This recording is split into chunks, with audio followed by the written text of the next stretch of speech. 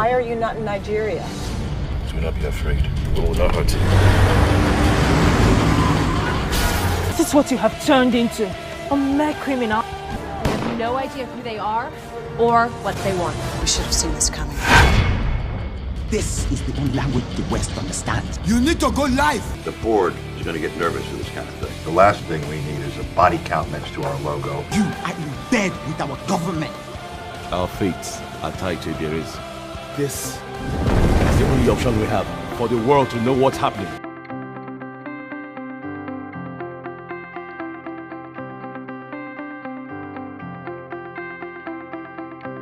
My name is Enyinna Nwigwe, and I'm an actor, a producer, and an entrepreneur.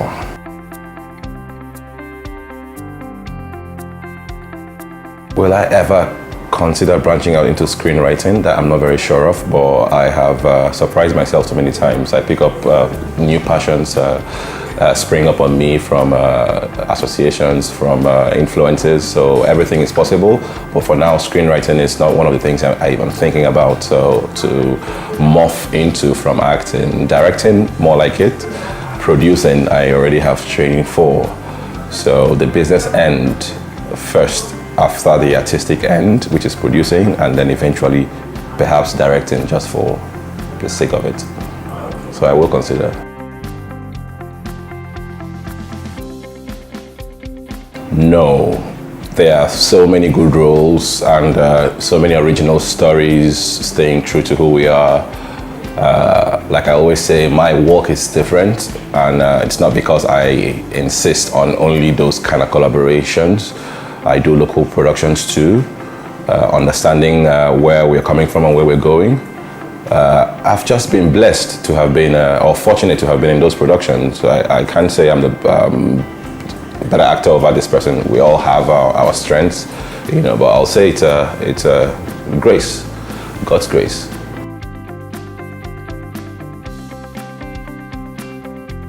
The way I choose my roles, actually, I say this all the time, but it's who I am, so it's okay to repeat it. I function from the heart, and because I function from the heart, I listen to myself. What I do when I first get a script is read it, and if I connect with the character I'm playing, the first 1, 2, 3 pages, I almost see it in my head play out in picture, and I know this is for me.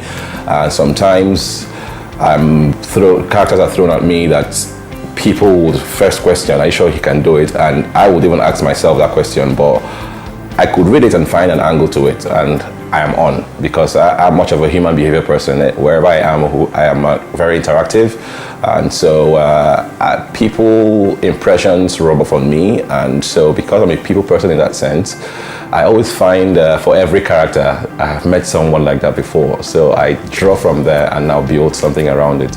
Oh yeah, I always have a sense of that, then I build around it and I bring something else to it. Interesting. Tinto. My role, his character is called Tolu. He's a film director hired by Odyssey Pictures, where Angela, Dede, and Brenda run. So he's hired to do a picture for the company, and then he falls for Angela, and then there's some controversy between him and Angela's ex, who's like the bad guy, Masters, and it's interesting, it twists and turns, and new experience for me. I've always been a field actor, by that I mean an independent picture. For the TV series I've done, it's also been the same kind of film process, but for Tinsel it's studio, you know, so it's a fresh experience for me, working in the studio, multiple cameras, air conditioning, you know, yeah, so yeah, I am loving it. Okay, Suru L'ere is one of those films that you guys are not expecting, you're not ready for, but it's gonna blow your mind. The director called me, Mildred Oko, you know, she was like, I have this role for you, I want you to say it and you tell me what you think. And I'm like, sure. I was like, let me just prepare your mind. A lot of people think this is not for you, but there's something I think I have found in you that I think this will work. And I'm like, fine. And I pick up the script and I read it, and it's like this local, delusional Igbo guy in the ghetto runs a chemist store, but in his head he thinks he's a doctor and he's such a bully, you know, and he's so crass, Igbo mixed with English with Igbo accent, and I'm like, yeah, someone is thinking out of the box for me, and that got me excited. And the character name is God's Time, and on starting the production I knew I was meant to do that, really, but it's something that people would not expect to see me in, which makes it more exciting for me. So look out for Suru L'ere. 12th of February, it starts showing in cinemas.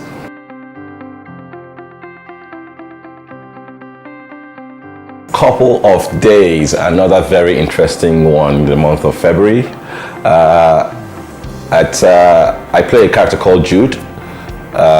Jude invites his friends, two of his friends, to bring their wives along to his home in Ibadan, or like a weekend getaway. And through the stay, the women start to talk, and one talk leads to another, and things start to spill, and a lot is revealed. So it's something that couples want to watch. It's something that intending couples want to watch. It's something that singles want to watch, so they know how to prevent what to prevent down the line. It basically touches on the subject of, for me, I would think it speaks of how much you should let your significant other know before you get into that lifetime partnership, because you never know when your past comes hunting and crashes everything you've built. You know, so it's very important that we find the right people, friends that accept us for who we are and where we're coming from, while we all try to grow and become better and evolve into better people. So people need to accommodate that from the start, and not to just get caught up halfway through your marriage with shockers about where you're coming from. So that's pretty much the subject there. Well, I could make an argument for and against, and same difference with any other situation. You know, it will always be taken differently. When you do something that's different, people would take it differently, especially because I can't really say per se, because it didn't get an official release at home. It was released internationally, and then the pirates jumped on it and massively spread it across, you know, on the ground channel in Nigeria. But what I find as an actor is, because I wasn't the everyday face out there, a lot of people have consumed that film or have seen that film through the underground channel, bought it from their CD guys on the streets, and they always think I am this African American that was, you know, cast to play Nigerian. So when they see me in town, they're like, bros, excuse me, I want to ask you one question. You know, they always go, you do any film with Akon or with Kim Basinger? I'm like, yes. I'm like, oh my goodness. You know, so it's opened up a new fan base for me, in a sense, which is growing organically. It's not one of those boom, launch, it's all over the press, then we know him. It's organic growth, which I am comfortable with. You know, because it helps me understand the perception around the brand, the actor's brand. It helps me understand how what these fans want from me, because they approach me to talk about this, or they send me messages online when they realize, oh, he's working at home. You know, so I kind of like the way it's coming gradually and giving me time to build and not just get hit by it. Like, you know, it's also giving me a lot of perspective as to where I want to project this brand to, the global outlook to my brand as an actor, my brand as a producer, how to do collaborative work like co-productions. I have full-on experience on what the world film or global market is saying, so it's shaped that for me thoroughly, so I know what to do when the need arises for an international picture. I know the standards, I know the professionalism, I understand what to do both ways, actor, producer, business of it as well, you know. So it took me around the world touring with the film, so the mileage is priceless.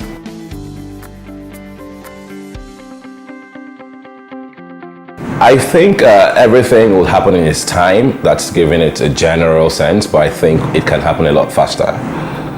I think there are a lot of factors which I may not want to run through completely, because some people will take it personal because it's going to come off as a shade, you know, but it baffles me what we have. We have gold, yes, we play around and just keep talking about gold. How do we maximize and make gold work for us?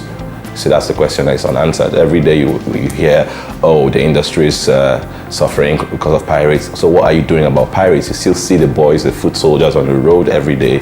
No one is arresting them. They are a huge outlet for the pirates. They are the ones bringing it to you. They are the biggest point of sale. Coming to your car in traffic, coming to your house, you have them in every corner of the street, and they are never picked up. They are never shaken up. And the pirates behind this are all faceless. You get what I mean? So we project Nollywood $5 billion industry, 4.5 billion of our output goes to the pirates, and we keep circling within the 500 million, churning out work for them to, and so I think if we can tie up distribution, find alternative sources of distribution, and shape it properly and get a bit more innovative with how we do these things, it will help us a lot. We need a lot more cinemas, which are coming. It's growing. Netflix is here now, which is very encouraging. Hopefully, it doesn't bite us. I am excited about it. But you can only wait to see, because it's going to give us a bit more of an international front or fan base when they can access our films on the platforms that they are used to, out there. So there are a lot of things coming up interestingly, and preparation meets opportunity, and hopefully victory will birth.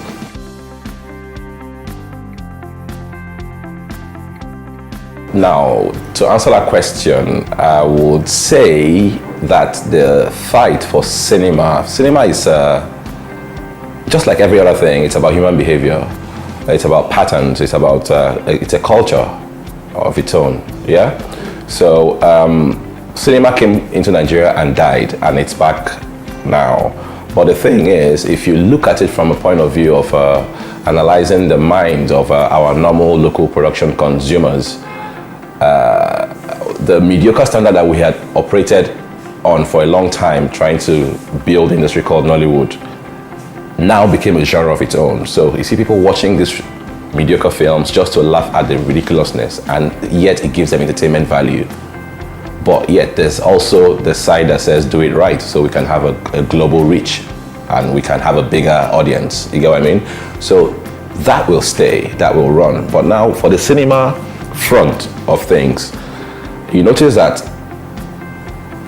Nigeria has an average middle class, lower class are the ones that consume a bit more of the local production. The elite will rather go to the cinema to watch a foreign film, and they're a very small percentage. But the foreign film will be first on their list, except you push personally to say, go take your friends, direct, So what's important now is start shifting them gradually to trusting that will give them value for money, entertainment value for money if they saw a film, and letting them understand that it's ours, we have to support our own. So they have to come from a place of support and not come with the mindset of it has to be the Hollywood standard, if not I'm not watching it. Support and understand that we're trying to still maintain originality and export originality, and that we are also fighting with slim budgets, because it's not realistic to put in 100 million and not have distribution for it. You get what I mean? So as the more our distribution network grows and gets better, the more there will be more confidence from the corporates and otherwise private investors to put in more money to get the standard that we see in Hollywood, which is done by the big studios or the big investors. So those things are important to understand. People are not making films that are not up to what they want because they want to make them low. It's because it's not realistic to put in too much money than you get back.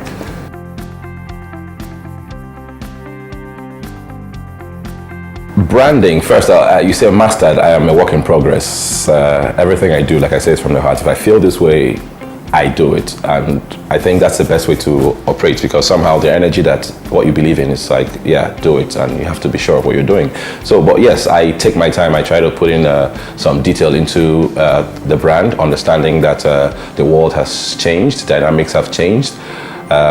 Celebrity status is commercial now, and celebrity status can be anything. You can be the celebrity videographer. You can be a celebrity photographer, you can be a celebrity lawyer, you can be a celebrity entrepreneur, celebrity pastor, celebrity this, celebrity that, and that's because now you have the social media platforms that you have 100,000 followers, it automatically validates whatever you do, whether you're good or not. As long as you have people listening to you on a platform, you have value.